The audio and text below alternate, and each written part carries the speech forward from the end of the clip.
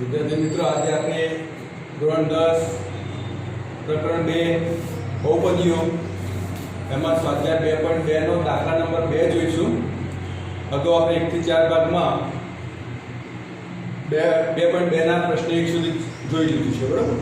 તો નીચે દર્શાવેલી સંખ્યાઓ અનુક્રમે દ્વિઘાત બહુપદીના શૂન્યનો સરવાળો અને ગુણાકાર છે. તો એક ચતુર્થાંશ છે, બહુપદીના શૂન્યનો સરવાળો છે, એ -1 છે, ગુણાકાર છે. તો પહેલી સંખ્યા છે બે શૂન્યનો સરવાળો દર્શાવે, તો બીજી સંખ્યા છે બે શૂન્યનો ગુણાકાર દર્શાવે. તો એ રીતે એ રકમ આપેલ છે, એના આધારે દ્વિઘાત બહુપદી મેળવવા છે. તો આગળ આપણે એવું શીખ્યા છે કે દ્વિઘાત બહુપદી આપેલી હોય એના પરથી શૂન્ય શોધતા હતા. અહીંયા શૂન્ય આપેલા છે, એના પરથી દ્વિઘાત બહુપદી બનાવવાની છે. તો શૂન્યનો સરવાળો અને ગુણાકાર આપણને આપેલો છે. તો આલ્ફા પ્લસ બીટા બરાબર -b/a આપણને ખબર છે. બીજું આલ્ફા ગુણ્યા બીટા બરાબર c/a એ આપણને ખબર છે. તો પહેલો પ્રશ્ન આપણે લઈએ કે આલ્ફા પ્લસ બીટા કેટલો આપણે 1/4. તો -b/a. હવે અહીંયા આલ્ફા ગુણ્યા બીટા કેટલો આપે છે? -1 આપે છે. તો અહીંયા c/a. તો -1 ના છેદમાં કેટલું થાય? કશું ના હોય તો આપણે 1 મૂકી શકીએ. હવે બંનેના છેદ સૌથી પહેલા સરખા કરી દેવાના તમારે. તો અહીંયા a બરાબર 4 લાગે છે અને a બરાબર 1 લાગે. તો બંનેના છેદ સરખા કરવા માટે શું કરવું પડશે? બંનેને અહીંયા ઉપરથી 4 વડે આપણે ગુણીએ તો અહીંયા 4 થશે, અહીંયા પણ 4 થઈ જશે. તો ઉપરથી 4 વડે ગુણો તો અહીંયા -4/4 બરાબર c/a. તો અહીંયા 1/4 બરાબર -b/a, અહીંયા -4/4 બરાબર c/a. તો આના આધારે આપણે a, b અને c ની કિંમતો મેળવી લઈએ. તો a બરાબર તમને કેટલા દેખાય છે? 4. અહીંયા પણ a બરાબર 4 એવું લાગુ જોઈએ. તો બંને બાજુ સરખા લાગવા. તો છેદ સરખા ના હોય તો છેદ બંનેના સરખા કરી દેવાના. પછી b બરાબર કેટલા? તો b બરાબર 1 -b બરાબર 1 એટલે b બરાબર -1 થશે. અને c બરાબર, તો c બરાબર -4. c બરાબર કેટલા મળે આપણને? -4 મળે. તો a બરાબર 4, b બરાબર -1, c બરાબર -4. અહીં ફરીથી એકવાર તમે જોઈ લો. તો આલ્ફા પ્લસ બીટા આપણને કેટલા આપે? 1/4 આપ્યા હતા. આલ્ફા પ્લસ બીટા બરાબર -b/a આપણે સૂત્ર જોયું છે. હવે આલ્ફા પ્લસ બીટાની કિંમત 1/4 -b/a. અહીંયા આલ્ફા ગુણ્યા બીટા બરાબર -1. તો આલ્ફા ગુણ્યા બીટાની કિંમત આપણે -1 મૂકી, છેદમાં કશું ન થાય, છેદમાં 1 કહેવાય. અહીંયા c/a બરાબર -1/1 થાય. તો અહીંયા છેદમાં 4 છે અને અહીંયા છેદમાં 1 છે. તો બંનેના છેદ સરખા કરવા માટે આપણે શું કર્યું? અહીંયા 4 વડે ઉપર અને નીચે ગુણાકાર કર્યો એટલે -1 ગુણ્યા 4 એટલે -4 થયા, 1 ગુણ્યા 4 એટલે 4 થયા અને c/a. તો બંનેના છેદ સરખા થઈ ગયા પછી આપણે a બરાબર 4 લખ્યા, b બરાબર 1 થાય એટલે કે b બરાબર -1 મળ્યું અને c બરાબર કેટલા મળે? -4 થયા. હવે દ્વિઘાત બહુપદીનું સ્વરૂપ આપણે જાણીએ છીએ કે દ્વિઘાત બહુપદી ax1 + bx + c1. તો a ની કિંમત મૂકીએ અહીંયા. તો 4x2 b ની કિંમત મૂકીએ તો -x એટલે -x અને c ની કિંમત છે -4 તો -4. તો k ની કોઈ પણ કિંમત માટે, k ની કોઈ પણ વાસ્તવિક કિંમત માટે માગેલી દ્વિઘાત બહુપદી k કૌંસમાં 4x2 - x - 4 મળે. તો છેલ્લે આપણે k મૂકવા છે એટલે k એટલે કોઈ પણ એક સંખ્યાની સાથે ગુણાય તો પણ એના શૂન્યનો સરવાળો અને ગુણાકાર આ બે સંખ્યાઓ જ મળશે, બીજી કોઈ સંખ્યા મળશે નહીં. તો આપણે કે બે વડે ગુણી નાખીએ તો 8x1 - 2x - 8 થાય. તો એનો જવાબ પણ આલ્ફા પ્લસ બીટા માટે 1/4 અને આલ્ફા ગુણ્યા બીટા માટે -1 જ મળ્યું. તો આવી કોઈ પણ પદાવલીઓ માટે આલ્ફા પ્લસ બીટા અને આલ્ફા ગુણ્યા બીટાની કોઈ બહુપદી જે મળી ગઈ k કૌંસમાં 4x - x - 4 હશે. હવે આપણે બીજો પ્રશ્ન જોઈ રહ્યા. તો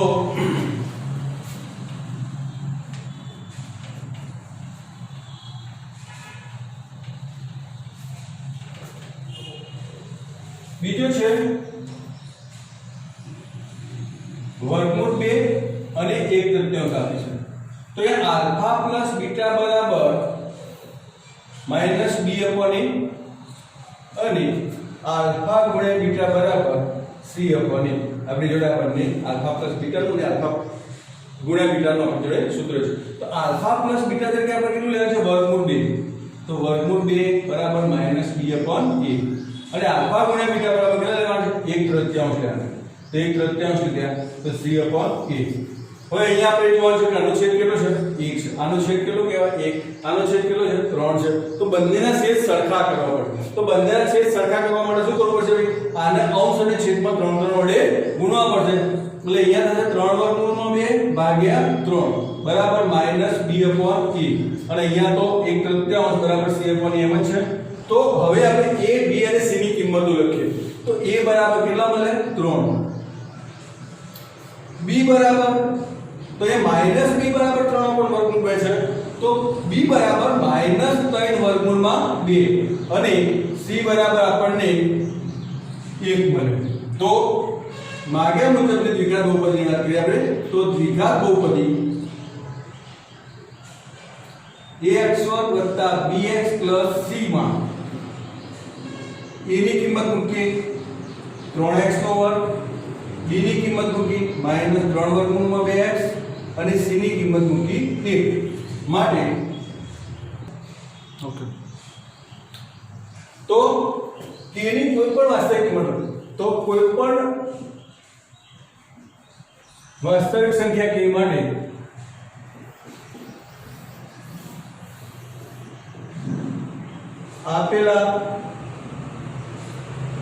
આપેલ કિંમતો માટે દ્વિઘાત બહુપદી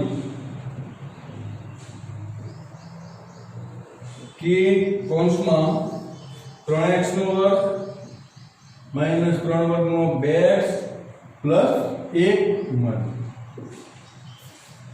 હવે ત્રીજો છે 0 અને વર્ગમૂળ 5 તો આલ્ફા પ્લસ બીટા બરાબર -b upon a અને આલ્ફા ગુણ્યા બીટા બરાબર c upon a તો આલ્ફા પ્લસ બીટા ની કિંમત કેટલી છે 0 -b upon a 0 ના છેદમાં કઈ નહીં એટલે 1 તો કહેવાય અને આલ્ફા ગુણ્યા બીટા ની કિંમત કેટલી છે વર્ગમૂળમાં 5 c upon a તો આની છેદમાં પણ કઈ નથી એટલે 1 કહીએ તો અહીંયા બંનેના છેદમાં 1 એકક છે એટલે a ની કિંમત કેટલી થઈ 1 થઈ b ની કિંમત -b બરાબર 0 એટલે b બરાબર પણ 0 અને c બરાબર વર્ગમૂળમાં 5 થશે તો આ માટે દ્વિઘાત બહુપદી ax વર્ગ દ્વિઘાત બહુપદી ax વર્ગ bx c માં abc ની આપણે કિંમતો મૂકીએ તો 1x નો વર્ગ પ્લસ b એટલે 0 છે તો 0x અને c એટલે વર્ગમૂળમાં 5 થાય તો અહીંયા આપણે લખી શકીએ કે x વર્ગ વર્ગમૂળમાં 5 માટે k ની કોઈપણ વાસ્તવિક સંખ્યા k માટે દ્વિઘાત બહુપદી k કૌંસમાં x વર્ગ વર્ગમૂળ 5 મળે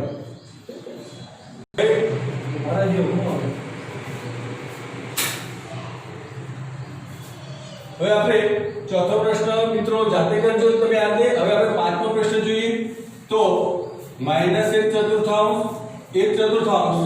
તો આલ્ફા પ્લસ બીટા બરાબર -b upon a અને આલ્ફા ગુણ્યા બીટા બરાબર અહીંયા 1/4 આપેલા છે આલ્ફા ગુણ્યા બીટા બરાબર અહીંયા c upon a થાય તો આલ્ફા પ્લસ બીટા ની કિંમત અહીંયા મૂકીએ આપણે -1/4 બરાબર -b upon a અને આલ્ફા ગુણ્યા બીટા ની કિંમત મૂકીએ અહીંયા 1/4 બરાબર c upon a તો અહીંયા a બરાબર 4 -b બરાબર માઈનસ એટલે b બરાબર પણ 1 અને અહીંયા c બરાબર પણ 1 મળે તો ax2 bx c માં abc ની આપણે કિંમતો મૂકીએ abc ની કિંમત કિંમત મૂકતો શું બહુપદી મળશે આપણને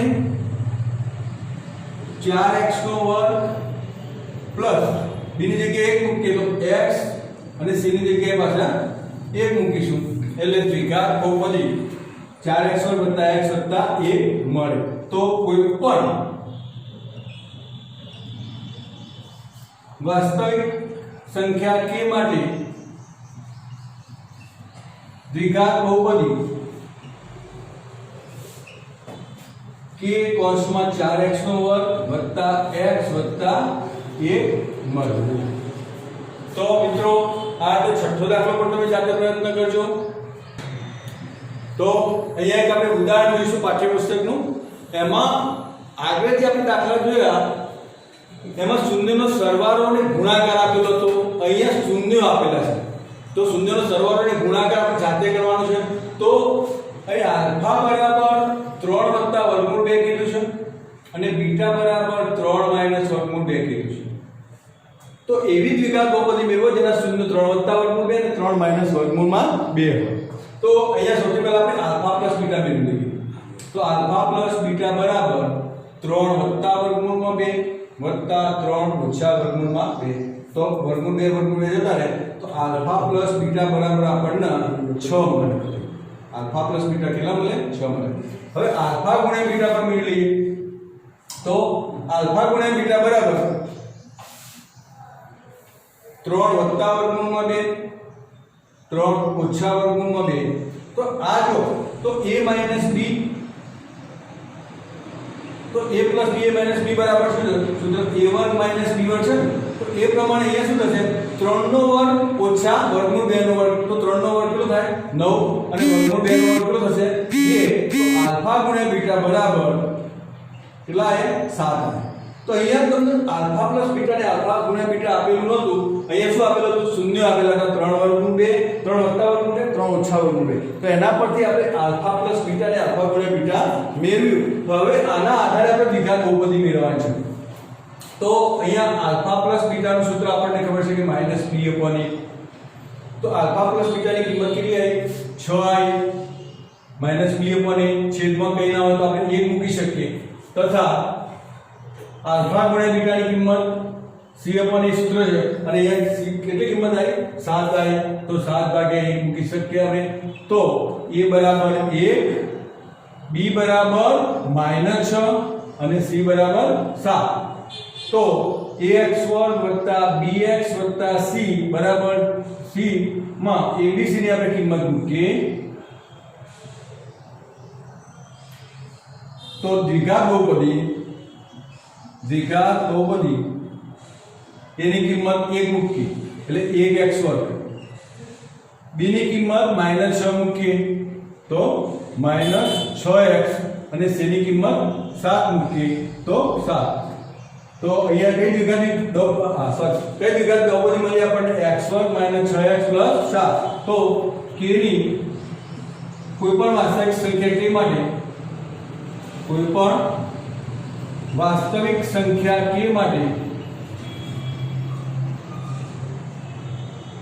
દ્વિઘાત બહુપદી k કોષમાં x2 - 6x + 7 મળે જેના શૂન્યો 3 + √2 અને 3 ઓછા √2 હોય